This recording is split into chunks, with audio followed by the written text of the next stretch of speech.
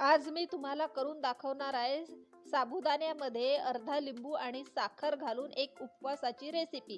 चला तर मग मी करून दाखवते. साबुदाणा स्वच्छ धुवून घेतला 3-4 पाण्याने, त्यात अर्धा लिंबू घातला आणि साखर घातली आणि 3-4 तास भिजत ठेवलं झाकून. आता शेंगदाणे छान खमंग भाजून घेतले मीडियम फ्लेमवर. आता एका कढईत तेल घेतलं, जिरं घातलं,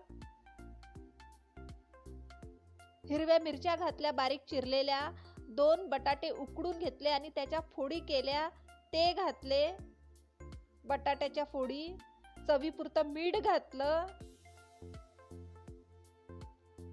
आणि भिजलेला साबुदाणा घातला आणि छान परतून घेतलं. 5 मिनिटानंतर शेंगदाण्याचं कूट घातलं. भाजलेले शेंगदाणे त्याचे टरफल काढून घेतले आणि दरदरीत थोडं वाटून घेतलं मिक्सरमध्ये. आणि आता ते शेंगदाण्याचं कूट घालून छान मिक्स केलं. 5 मिनिटानंतर ऑलमोस्ट आपली साबुदाण्याची खिचडी झालेली आहे, रेडी टू सर्व. आता ही साबुदाण्याची खिचडी खाण्याची पद्धत: एका प्लेटमध्ये साबुदाणा घेतला, त्यात साखर घातली, दही घातलं आणि हिरव्या मिरच्या घेतल्या.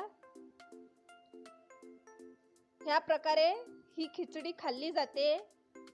खूप छान आणि टेस्टी लागते ही खिचडी. लिंबू घातल्याने एकदम मोकळी पडते खिचडी. हे बघा किती छान दिसत आहे आपली खिचडी.